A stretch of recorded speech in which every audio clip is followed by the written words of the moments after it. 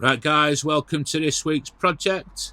So I'm making a piece of designer furniture. Now, sometimes you will flick through the internet and Google and you'll see a piece of furniture and then you will see the price, and you can either have an heart attack sort of looking at it, or you can think, are they taking a mickey with the prices, or is there something really special with it? But I seen this project on the internet and I couldn't believe the prices. Now, I know people have got to make a living, I get that. Some furniture commands high prices. For an example, chairs. I've got a new appreciation of chair makers because of the work that goes into them. But just let me know with this project what you actually think. I will put a screenshot up at the end and it'll show you what this project was going for in euros, so you can interpret that into dollars or into pounds or whatever.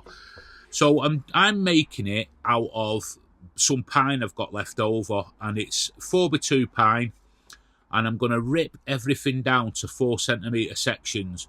So that's how I'm going to do it. Now, the original what I seen was made out of red oak, with a price tag of 2,990 something euros, something like that. Not to take away from the person that's made it, it's the price tag. I think's a bit, I don't know what the word is. You put in the comments what you think the word is. I know people have got to make a living, but there's making a living and there's sort of having people's pants down, really, isn't there? So like I say, I'm going in with 4x4 blocks. Again, the original, like I said, was red oak, and I think they used a combination of, it might have been 4cm by 2cm, or maybe 3cm by 2cm pieces of wood. No chamfers, no curves. I get where the designer was looking at with this design.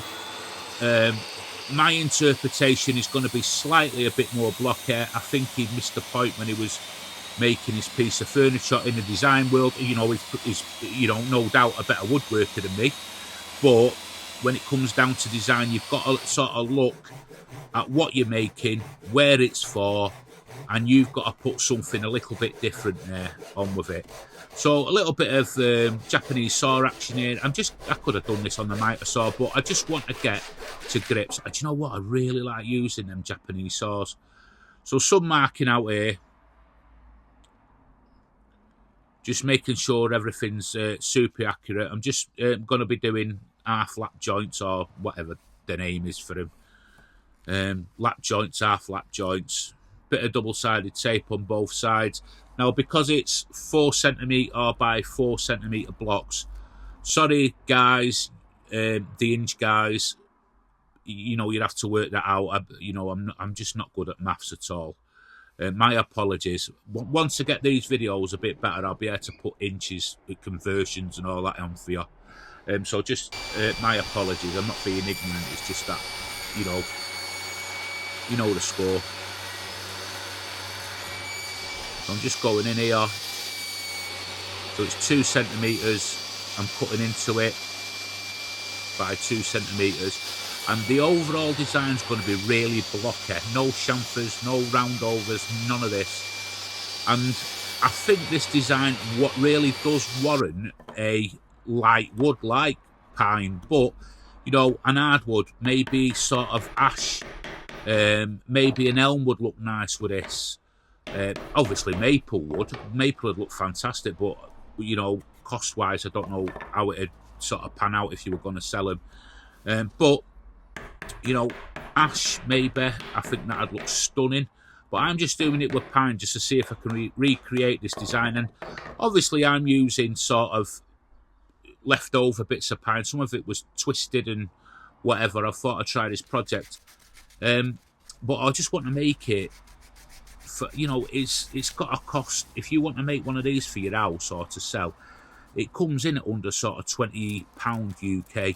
It's got to come in that £15 to £20, not more than that. Then obviously there's your work, so your labour, your time, you add that on, and then if you're a business, you want a bit of profit, don't you, on top.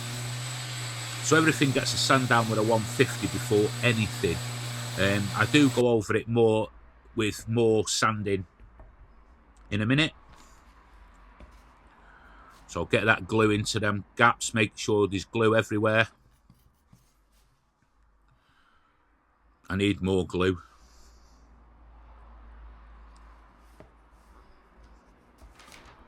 So just making sure everything's right.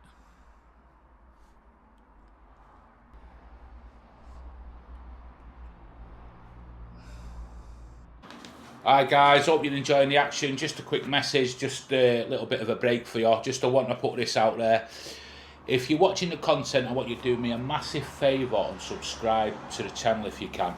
A lot of people are saying to me I should have like a lot more subscribers, a lot more this, that and the other, which doesn't really matter to me, to be honest. I just want people that want to enjoy my content and that. But it is important to my channel to get it out there more, so I can buy more wood and all this kind of stuff, that I get as many subscribers as possible, and I want to, you know, create quality content for you. So subscribing to my channel is totally free. You don't have to pay a penny. If you just enjoy the content, all I would say is please hit the subscribe button and hit the notification so you don't miss any other content, so you get notified. I think that's the word. Just hit all the buttons, you'll be fine, and then you know you're not going to miss it. So let's get back to the video. Don't forget, please help a brother and subscribe. So less of me, let's get back to the action. You don't want to see that ugly mug, do you, on Sunday evening? So just making sure everything's nice and snug. The joints were really snug. When I sanded in just to clean them up, they went a little bit looser, but they were still fine. They still held well, but I was gluing them anyway.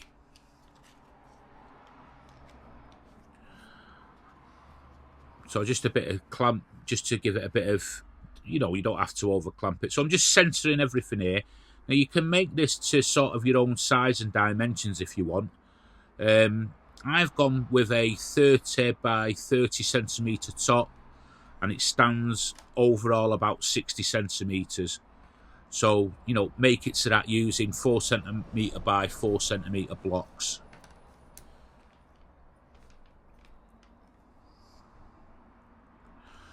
So these are the little, you know, when you're marking out, I'm marking out for my screw placement here. If I was better at woodworking, maybe wouldn't have needed screws. I could have found a better way to do it. But just because of the level I'm at the moment, it's better to be safe than to be sorry. And what I do with that, how I sort of get round that as well, is I try and make sure everything's spot on, everything looks symmetrical, everything's in the right place, and it's all these little added details. You know, it will make your projects stand out. If you're at a craft fair, or you know wherever you're selling them on Etsy. If you're on Etsy and social media, make sure your projects have got really good photography. That's the main thing. I'll just use pilot drill and countersink in here. I need to get a good countersink off. I've seen one, I might invest. It's a bit pricey, I forget the name of it, but I might get it. So I'm just going over everything with sanding. That's all I do.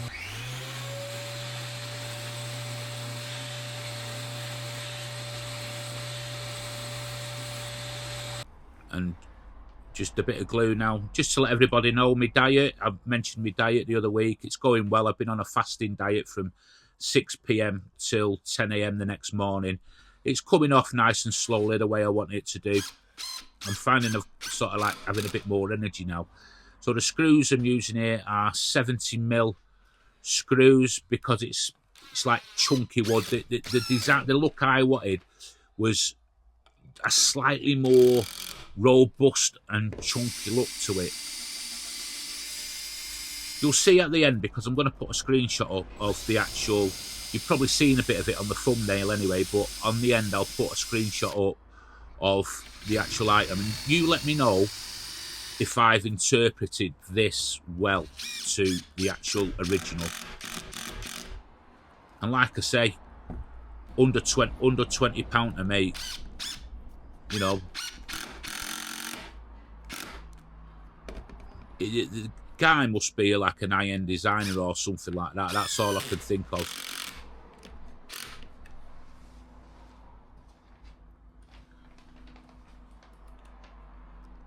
So again, I'm just going in with more screws here. That's upside down here at the minute. That's the actual base, and I turned it upside down just to make sure there was no wobble and rocking, and making sure everything was nice and flat. Now I overshot here a little bit, so I just have to trim back. And this is where the practice with these saws comes in really handy. You're sort of learning how to control them and stuff like that, and they're absolutely amazing.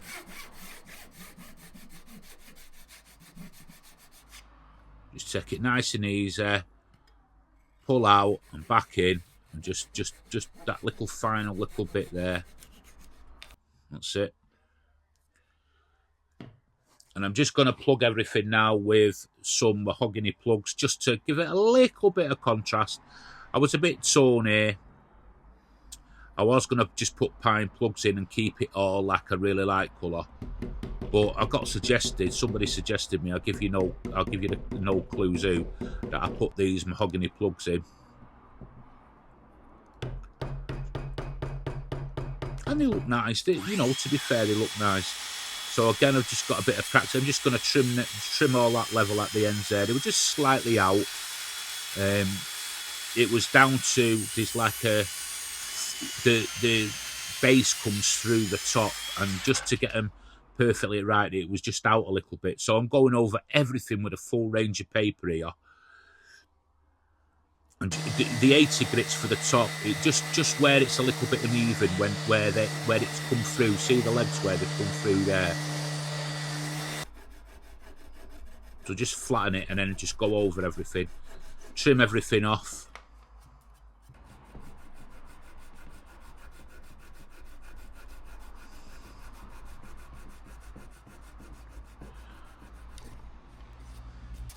That's it. And everything more sanded. And sanding to finish. I'm using a 240 grit as my finish sandpaper. I was going to go a little bit higher, but I'm putting hard wax oil on. So, and surprise, here's Shelley and Stanley.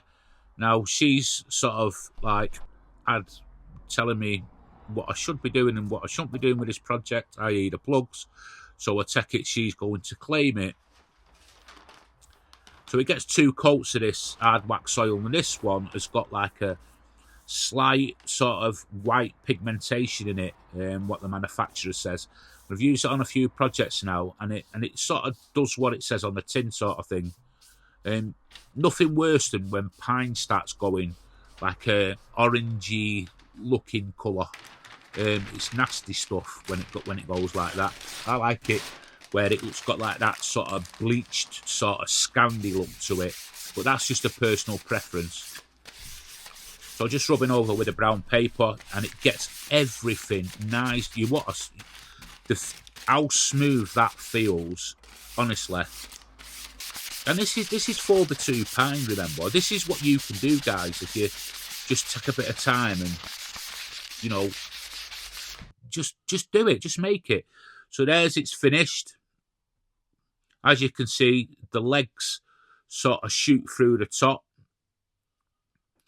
there. The frame is chunky. It's really stable. It's got like the 4 pillars.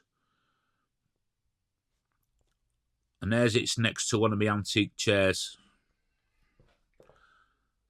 I'll do a video about that chair at some point. I love that chair. And there's the original, done in red oak, and look at the price. And here's it's just next to a chair that I made a while back. And it's just got a bit more of a blocky look. I just like the more blocky look to it. But like I say, it's all personal preference. You can stain this if you wanted.